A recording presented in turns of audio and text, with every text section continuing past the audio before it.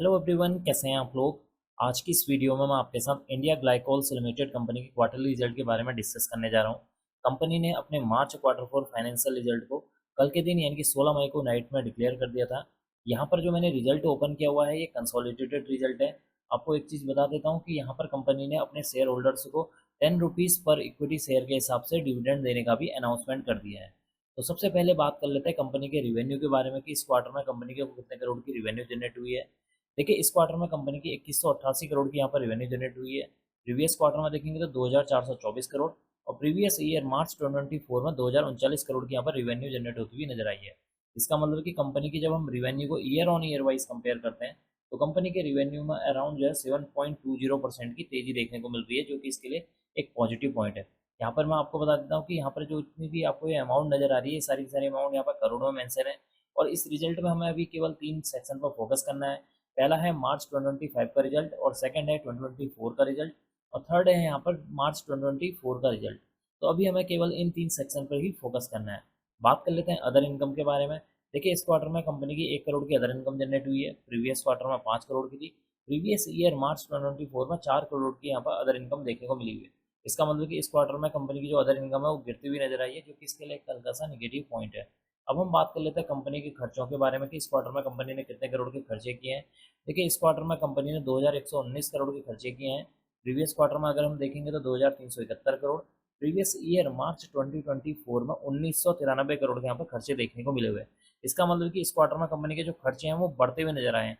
Company के खर्चे क्यों बढ़े हैं? क्योंकि अगर कंपनी की सेल्स बढ़ेगी तो जाहिर सी बात है कंपनी के जो खर्चे हैं वो भी यहाँ पर बढ़ती हुई नजर आएंगे।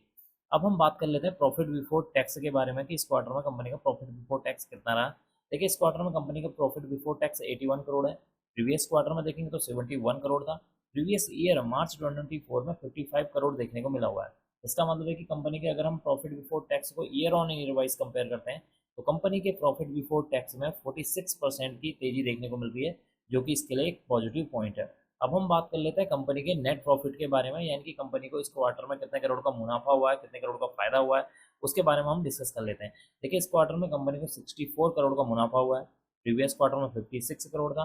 प्रीवियस ईयर मार्च 2024 में 42 करोड़ का मुनाफा हुआ था। इसका मतलब कि इस क्वार्टर में कंपनी का जो मुनाफा है उसको अगर हम परसेंटेज वाइज देखेंगे तो 52% की जंप देखने को मिली हुई है, जो कि इसके लिए एक पॉजिटिव पॉइंट है। इसका मतलब ये है कि कंपनी का जो फायदा है वो यहाँ पर बढ़ता हुआ नजर आया है। अब हम एंड में डिस्कस कर लेते हैं कंपनी के ईपीएस के बारे में कि इस क्वार्टर में कंपनी का ईपीएस कितना देखने को मिला हुआ है। देखिए, इस क्वार्टर में कंपनी का ईपीएस जो है 20 रुपये 68 पैसे है। प्रीवियस क्वार्टर में देखेंगे तो 18 रुपये 35 पैसे है। प्रीवियस ईयर मार्च 2024 में 13 रुपये 63 पैसे देखने को मिला हुआ है।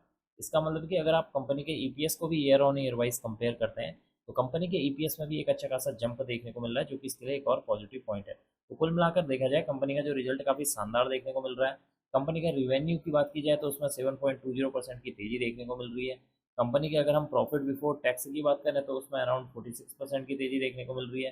कंपनी के अगर हम नेट प्रॉफिट की बात करेंगे तो उसमें 52% का जंप देखने को मिल रहा है। तो देखते हैं मंडे के दिन यानी कि 19 मई के दिन इस स्टॉक के ऊपर इस क्वार्टरली रिजल्ट का इम्पैक्ट किस तरीके से देखने को मिलता है।